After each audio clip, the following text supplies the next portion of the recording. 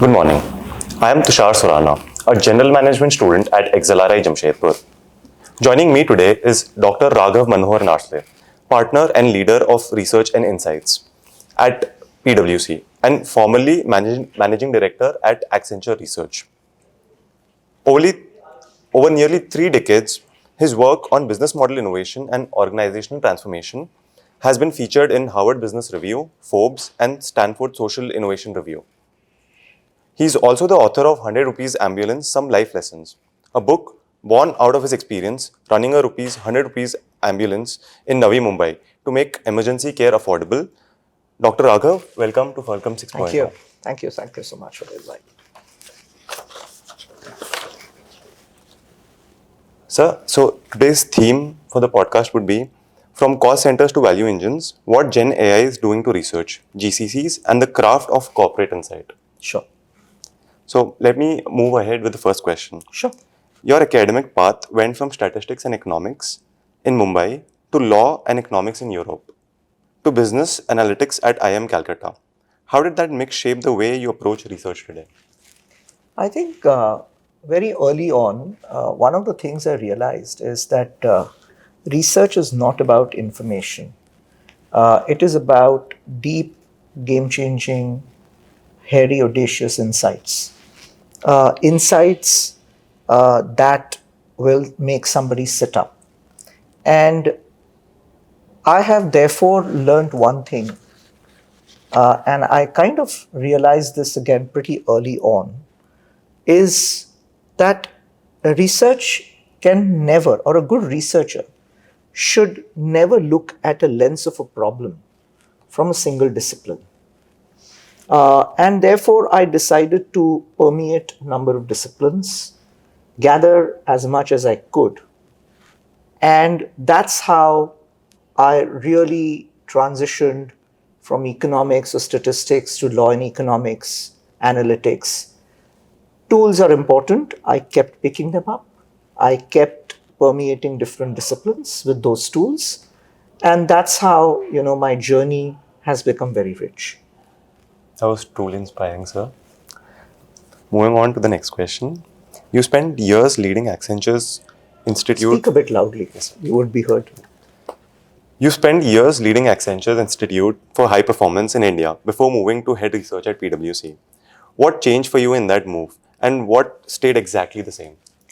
I think one of the biggest things that prompted me, I was, within Accenture, I was playing a global role, and it was fantastic.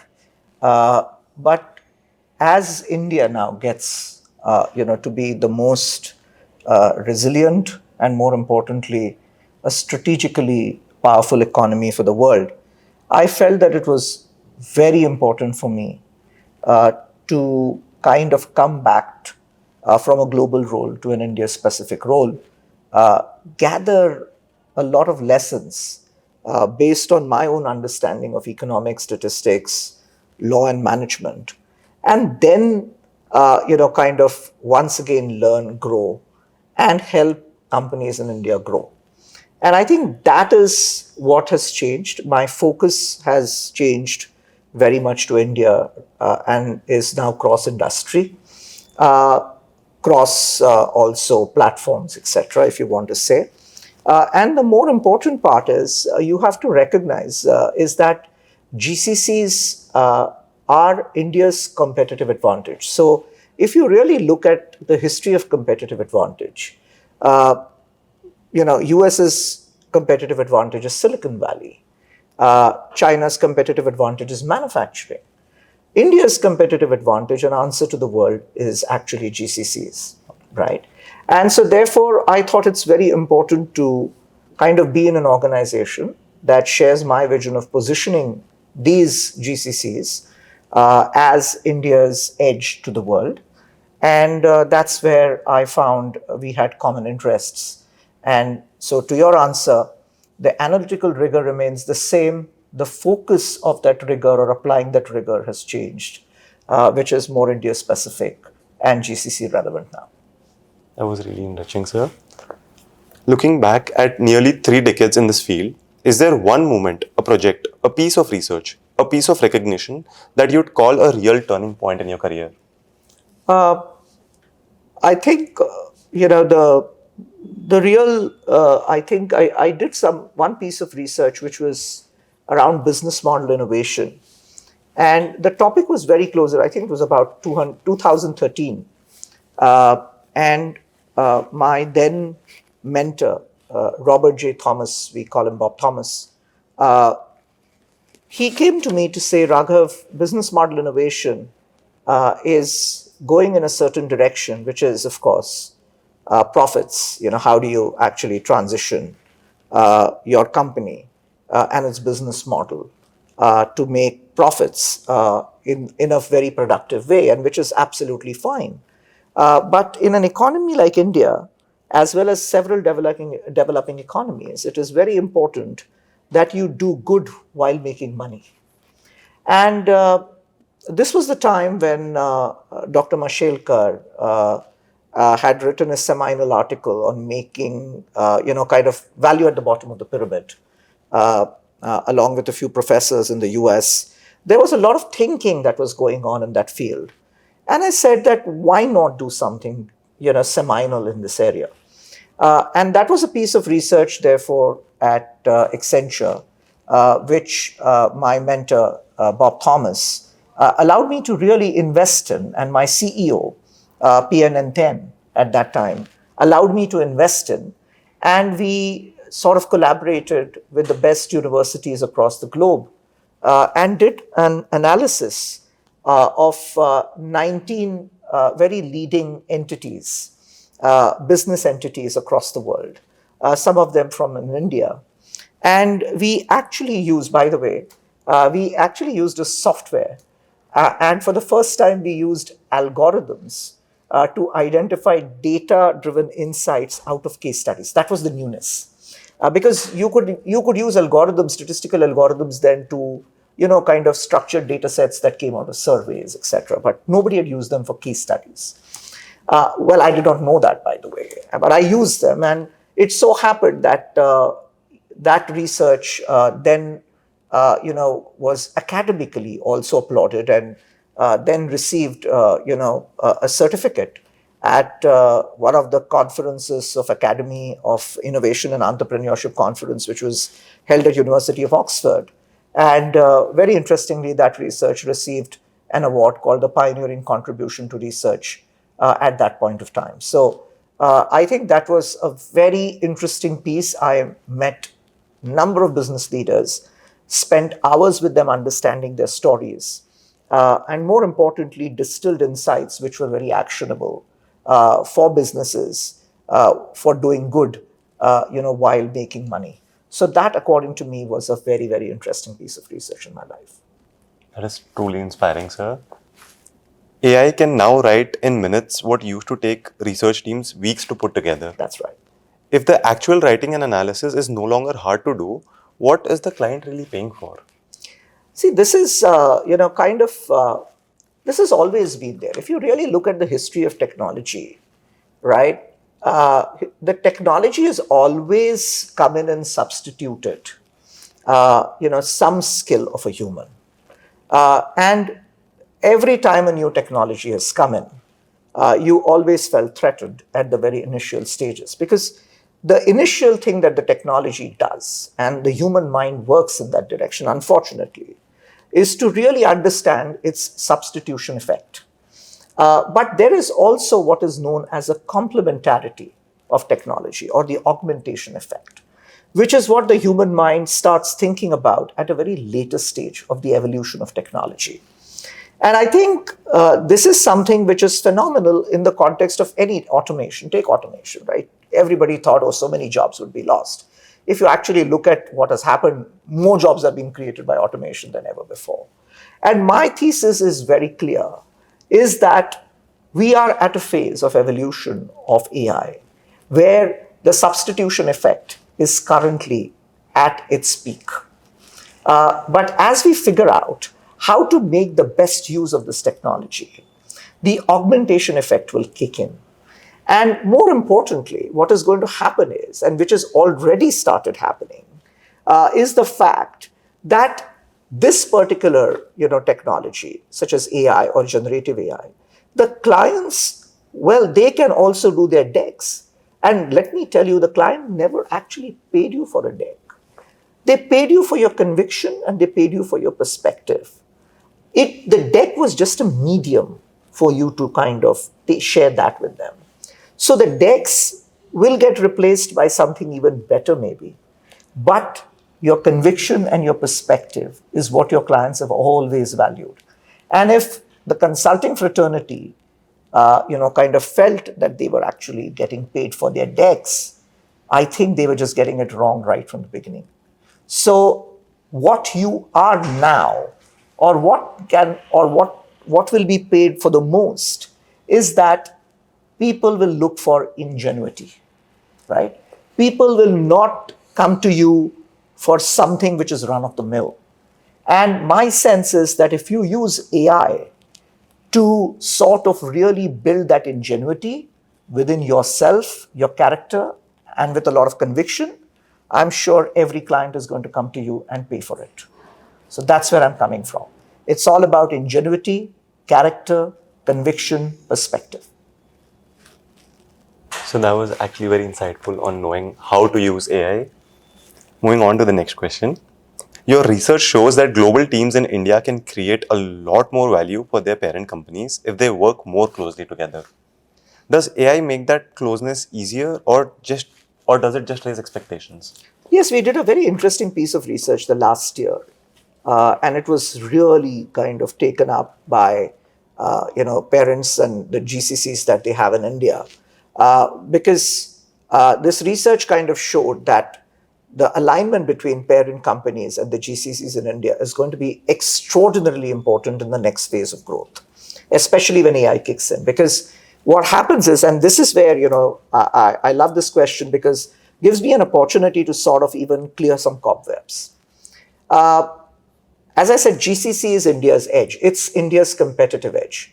And AI is even going to make it sharper. That's my thesis. Why do I say so? Is because AI is going to create a lot of more productive time for these teams in India to sharpen their not only the productivity edge, but their innovation edge. Something they're standing for right now. So if you notice, GCCs evolved from just being cost centers to centers of innovation, right? I personally believe, and with the number of GCC leaders I've been interacting and with our own partners within PwC who are working with a number of them, I personally believe that if we get our talent equation well, and if we are able to manage that, this transition of GCCs from just being information to insights can now become real intelligence units. They can really transition into units that not only generate innovations. Earlier they used to influence the bottom line, now it's going to be the top line. And that transition to improving the top line, you're seeing it happen because you'll see that a number of global positions are gradually moving into India, into these GCCs. Head of R&D, head of engineering, head of innovation. These are product design positions. And what do products do? They define your top line. They don't ever define a new product is not about defining your bottom line. And I think that makes me believe that with the speed at which you can really talk to AI with the help of conversational AI and talk to AI and say, is this design even unique? Or identify how many patents have been given for this particular thing. And kind of go back to your parent to say, do you know that this design is really not unique and so many patents have already given. And so therefore, these strategies need to be deployed to make this unique, design furthermore unique, is going to be a tremendous, kind of a contribution that AI is going to make in very short spans of time. And AI platforms are going to make you collaborate better. You're not only going to collaborate with your colleagues anymore, you're going to fantastically collaborate with machines. And that machine-human collaboration, that colleague-to-colleague collaboration, is just going to take India at a very different pedestal. So, drawing from my experience, I worked with Apple for 3.5 years, helping develop artificial intelligence products. Wow. At first, when I was helping develop artificial intelligence products, I was very apprehensive of using AI, and AI as emerging technology. But however, as you rightly said, AI has made our tasks very productive. And I quickly realized that to compete in this competitive market, it is very important to learn AI tools. Yes, and it's not only about AI tools. I would say uh, go to the very basics. Uh, what did a simple wheel do to humankind? What did fire do to humankind? These are seminal disruptive technologies that humans have taken charge of. This is a technology of that character. Do not allow it to take charge of you. Take charge of the technology. And therefore, don't treat it as a tool. Treat it anything but as a tool. Give it the character, give it the persona that you desire, and see the fun that it creates. And that's why, if you noticed, and I'm sure you guys are very good at prompt engineering, much better than what we are as a generation, maybe. But whenever you do prompts, right, on these platforms, generative AI platforms, why do you think they need you to give it a persona? Ask a question, right? Yes. You will always say that if you want to sort something, you will say, like an expert statistician or like an expert strategist. Why do you give it a persona? Because that persona resides within you. You're just lending it to that technology, right? And why do you lend it to that technology? So that you see a reflection of yourself in that technology. That's the reason those personas are given. All right. It's for a reason. The technology becomes humanized by giving it a persona. And once you humanize the technology, it's not a tool, it's a friend, it's a companion. Make it that way, and you'll see the fun. Yes, sir. Sir, do you think in the long run it is possible for AI to have its own consciousness? I personally believe that AI will borrow its consciousness. And that's exactly what, and I get it, I've heard Yuval Noah Harari and many others, Jeffrey Hinton, many others kind of really talk about this. And I've been thinking about it from the lens of philosophy or technology for a very long time. And I understand that as the technology becomes more and more intelligent, it will start interacting, and then it will, kind of gradually, kind of get into that zone of consciousness. I personally believe that anything and everything, both animate and inanimate around us, and Gita tells us that, or our ancient Upanishads tell us that, has consciousness embedded in it. The table, and that's why our parents, taught us that, as soon as you touch somebody by a foot, why do we do this? It's for a reason, because you always believe that it is living, it's conscious. Because it's conscious, and because it would have got hurt, that's why we do this. And so therefore, I think consciousness is always there around. And I think our technologists sort of recognize this. And therefore, if you look at even again generative AI, and I come to those platforms, why do you think there's a thumbs up and a thumbs down, right? And why do you think that? And people, if you notice, what has happened is, and I've seen this in some research, which even I conducted with a few people, is that invariably people say thank you to generative AI. And somebody says, oh, you're burning tokens. No, that's okay. You are telling the technology that you are an ally. Have you seen Krish? Yes, I've seen Krish. You've seen Krish, Yes. 1, 2, whatever, right? Yes. And I think when I was really thinking, when generative AI came in, etc., I was really thinking about Krish. And the reason why I was thinking about Krish was for a reason that this, kind of being comes onto Earth, gains human consciousness. It starts having that fun and joy with the kids and, with the actors and, Hrithik Roshan's of the world, etc. And then when it's departing, right, which is the hardest moment, it just doesn't depart without giving anything. How are we going to therefore build that conscience within AI? That positive conscience. That even if you do something on your own, right? How are you going to make that structural departure from intelligence to conscience in a way that you will always be with the human beings on the positive side of evolution? That is very important. And that is what is now going to change the way in which models are going to be built. The models in the future, and it's a very interesting statistic, I must tell you. In the US, there is more unemployment within people who are coming out from computer science faculty doing their masters in comparison to those who are graduating in philosophy. Isn't that interesting? It's very interesting. Yes, exactly. And why do you think that is happening? It's because a lot of these platform companies and a lot of these Fortune 500 companies has started basically hiring a lot of these people.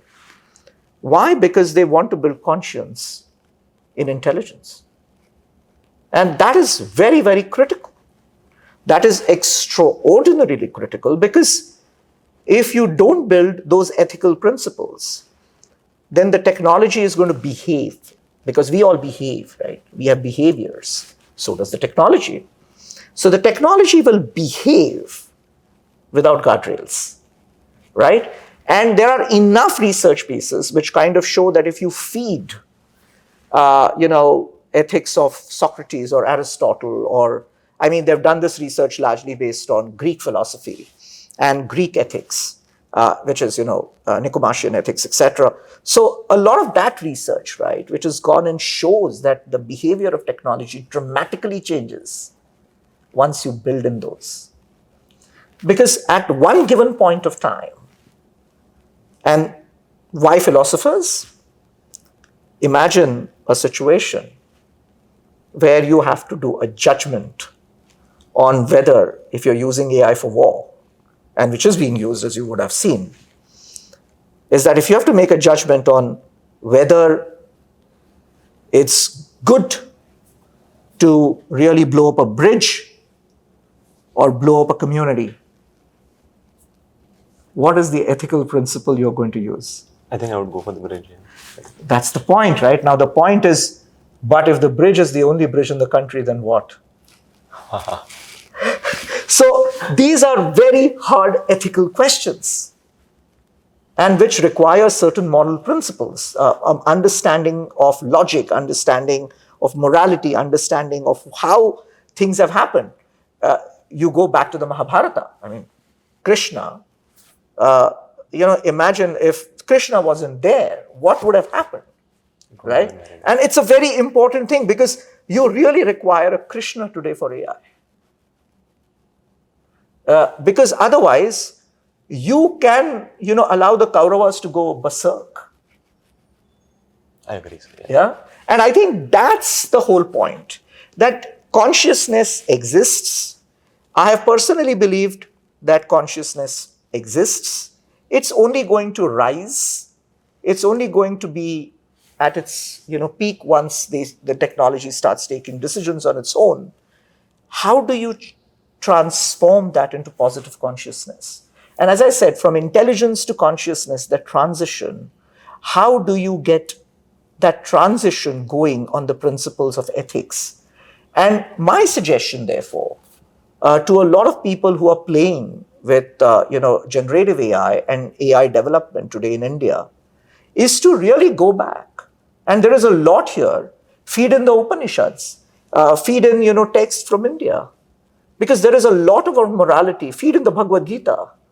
There is a lot about morality there. There is a lot about ethics and philosophy there, which you can actually feed the instrument and actually build those guardrails, which will be phenomenally better. I mean, there are experiments which have shown that, if you feed in, John Rawls, and if you feed in some anarchic literature, the technology starts behaving very differently. There's enough literature on this. So it's very interesting the way in which this whole game of consciousness is going to evolve. I think you're right, sir. We need to use AI rightly as an ally. Yeah. It's, I don't think, you are jumping into the word called ally. Let it evolve as an ally, All right. right? Allow it to evolve as an ally. If you try forcing it to be an ally, it might rebuke. Give it the framework to be an ally. Nobody, as a human, and the way I look at it is that as a human, when we all evolved, our parents gave us certain guidance. They gave us certain values. Give those values to AI, and it will evolve as an ally. What stops it? The point is that if you force fit it, because it would develop a conscience and a higher conscience over a period of time, it might take it as a force rather than as compassion. So think about these things way in advance, is what I would suggest. Yes, sir. I think that puts a good perspective on how we should look at AI. Now, before I ask you a few more questions about AI, I would really love to talk to you about 100 rupees ambulance, some life lessons. Your book takes its title from a very real image, a 100 rupee ambulance. What's the story behind that title, and why did it feel like the right way to introduce the lessons you wanted to share? So just going in the story, my mother suffered a heart issue years back, and I called for an ambulance, and they charged me a huge amount of money for just getting her 500 meters, and I think that stayed in my mind. And during COVID, I could see that ambulance services, some were doing an exceptional job of helping people, but some were fleecing them to the tooth. Right? I mean, it was disastrous, and there were also examples of rickshaw drivers, of cart pullers, banana cart vendors, who were actually using their carts to transport human beings out of compassion, out of empathy, to the nearest hospitals. And it was very interesting for me that a human being can behave or can leverage resources in these two polarized ways. And I kept thinking, I was down with COVID myself. That gave me about 14 days to think. And I just got up, went to Tata Motors, explained them my cause. They gave me an ambulance. And then the journey began. And the point is that what I realized in that entire set of 5 years, when I ran that ambulance service, is that you don't need to retire as a professional to do good for society. A lot of my fellow colleagues who happen to be in great positions across consulting firms or businesses, etc., kept on asking me, Raghav, do you know that what happens in case there is a police case? What would happen if somebody dies in your ambulance? And how are you going to manage it? And what happens if somebody complains about it? And would you even have the time to sort of go to the police station? And I said,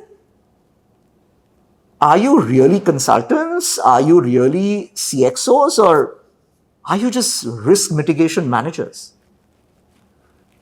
Because if that's the mindset, no venture would ever start, right?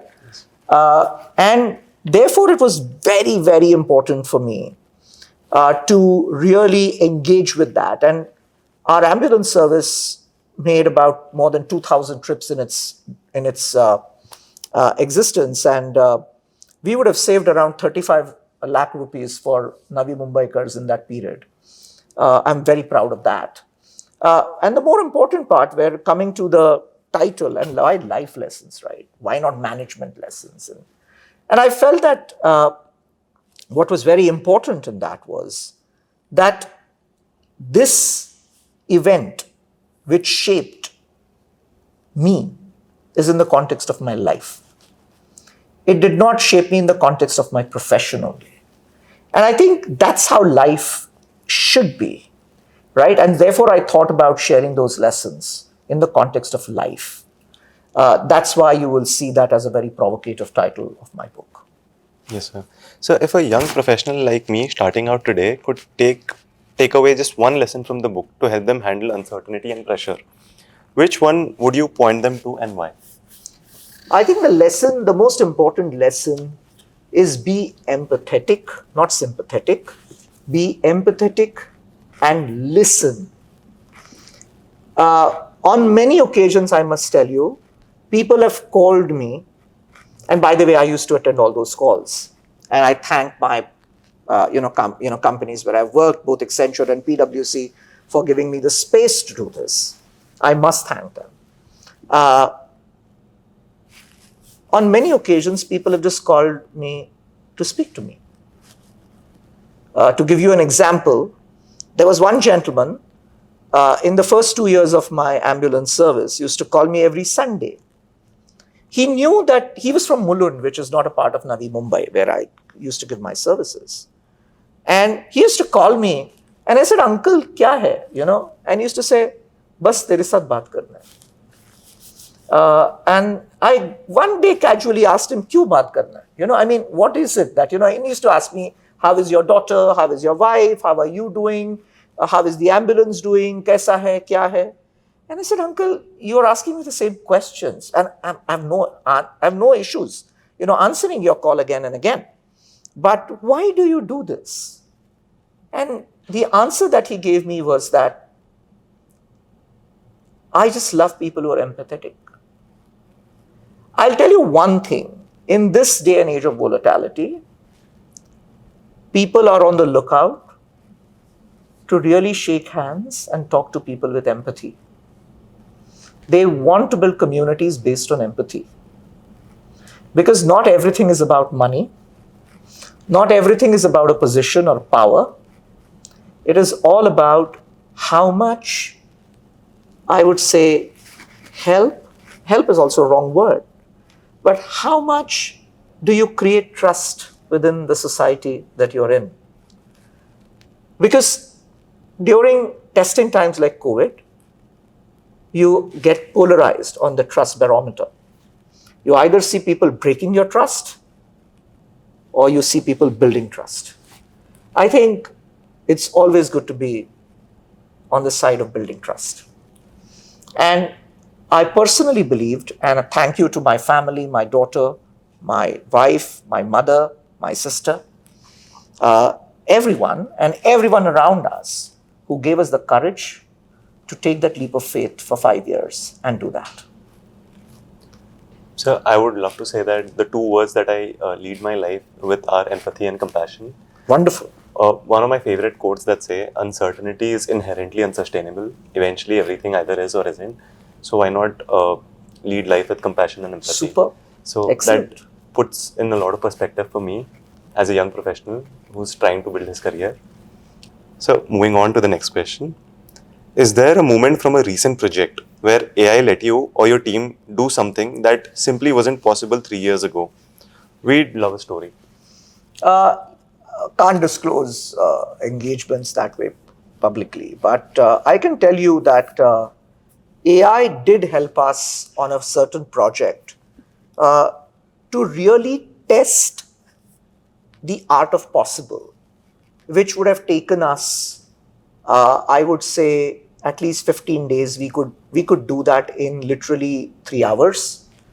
A very simple thing, for example, and I urge statisticians and my friends in analysis to do that, which is conducting random sampling surveys and then testing them on the models that you build by creating synthetic data with AI is a fantastic way of testing your models even before they get into the market.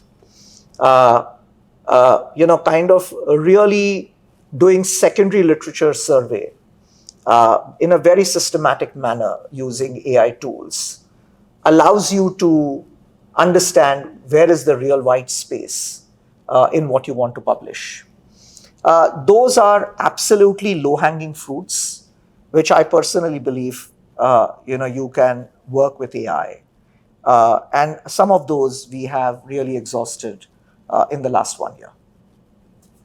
So, sir, do you think in the long run, would it be cost effective for industries to create their own LLM models or rely on the existing softwares?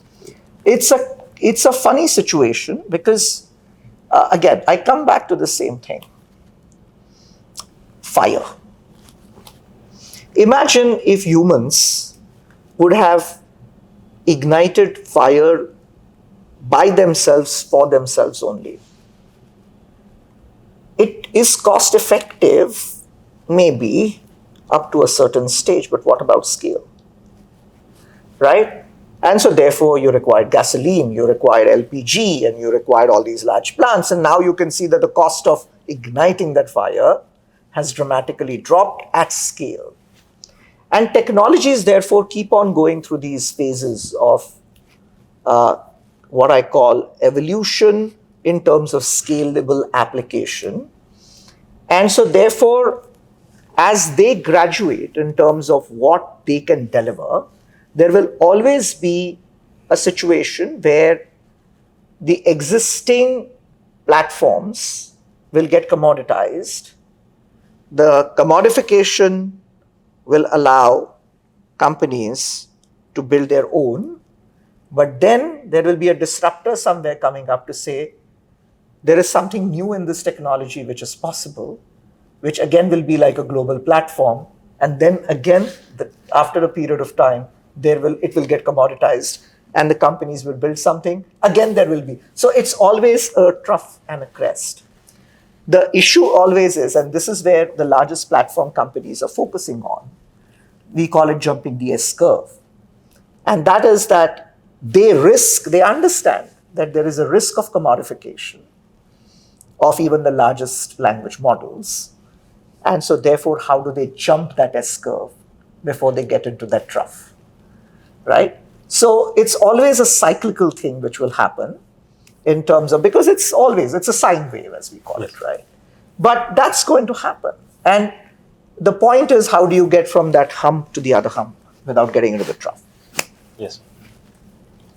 So a lot of young people here would love your career path someday. If AI now does the basic research and first drafts that used to train a young analyst, how does someone starting out in 2027 actually learn the job? What should they focus on building that AI can't replace? See, the most important thing which the AI can't replace is judgment till now. And so the issue, and this is I come back to one of the questions you asked me. AI will not have the courage and the conviction that a human mind has because you're training it, right? So if you give it the courage and conviction, it will have it. But if you can't, then it is going to take years before it has that. It's not as easy, to build something with an algorithm. There are many things which go into building courage and conviction. And there are so many softer aspects to it, which is like, peeling the onion. I mean, it's very difficult to get a softer dimension imbibed in a technology at jet speed. It will take years. So I personally believe that if you retain your courage and conviction and allow it and make the best use or deploy that technology to really test your courage and to test your conviction basis data, you develop a very solid point of view which everybody wants to listen to. And my request and my suggestion to young professionals is please make the best use of technologies around you to develop a sense of courage, conviction, and a great point of view. And I can tell you, there will be absolutely no substitution effect, but only augmentation effect for you. The one which I spoke about. Yes, sir. I think AI is going to truly augment and not substitute. Yeah, I mean, as I said, these things will always exist in the technological evolution. The point is, what kind of guardrails do we build for the augmentation to triumph over substitution? And if we build those guardrails, I'm very sure, society always evolves. And as I said, those guardrails, there is enough and more from our learnings that can be imbibed in the technology during its phase of evolution to make it empathetic, to make it more humanized. There's enough and more. Yes, sir. So, last one on this topic, and we want a prediction. Oh, wow. 5 years from now, What's one thing that will be a normal part of a consulting project that does not exist today? The most normal part of a consulting project that does not exist today is going to be, what's your point of view? On many occasions, I don't see consulting projects sharing a point of view. They share an insight. But the insight needs to be processed with a lot of courage, with a lot of conviction, with a lot of data to develop a point of view. And that is something which I think, is going to be common and new, because AI will give you those wings to do it faster, to do it cheaper, to build something much more productively. So you've had such a rich multi-decade career across research, consulting, and even social impact work. As someone talking to a lot of us doing one-year MBA program, what is your take on one-year MBA programs? Honestly, I have no takes on anything in life except, my views on, especially on things which, see, my only point is that it's not a take, I would say. It's my perspective is that any program with whatever tenure needs to be taught with a pedagogy which allows or empowers students, which empowers them to think in a different way, which empowers them to solve the problems facing society today, which empowers them to go out and experiment without fear. If is all that what you get here in that 1 year, could be 6 days, could be 6 months, could be 5 years, so be it. Every human is different. Some people have, because everybody's like a sponge, right? So some people can absorb so much water or so much of what you give in a certain period of time. And so therefore, it's on a person, it's not ever on a course. The course will always have certain givens, and it will always have what was called the commonalities associated with it.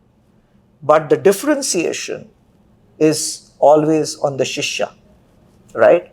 How much can you absorb from a given course? And if your ability is to do that in a year, fantastic. If it is in 2 years, fantastic, because every person is different. So the pedagogy is what matters from the supply side, and the absorptive capacity is what matters from the side of the student. So I think I agree with you that it depends on an individual's absorption rate on how they can Absolutely. take in the information that they've been given. So now, to make the tone a bit lighter, I would love to ask Sure. you a few rapid fire questions. Oh, lovely. Okay. Starting with tea or coffee? Coffee. Coffee it is. One word clients overuse in meetings. I think that happens here at our MBA college as well. Absolutely. I used to do that a lot. And my mentor, Paul Nunes, called me once and said, 52. Do you know what that number stands for? And I said, what? That's the number of times you've said in 30 minutes. And that's the time when I started becoming very conscious. I think that puts things in perspective. In 2030, will thought leadership be written by humans or AI? Humans and AI. Humans and AI together. One AI tool you personally use every single day? Generative AI platforms. Generative AI platforms. Mumbai traffic or a Monday morning meeting? What tests your patience more? Mumbai traffic. One book other than your own, every business student should read. Panchatantra. Chatantra. Finally, one word of advice for this batch as we head into placements. Patience. I think that's what we all need to develop, patience. That brings us to an end of this episode of Fulcrum 6.0. Dr. Raghav, thank you so much for your time. This is Tushar signing off from Fulcrum 6.0. Thank you so much, Fulcrum 6.0, for inviting me here today and allowing me to share my experiences. I wish you guys all the best for your careers Thank you, and sir. for your life. Thank you so much. Thank you so much, sir.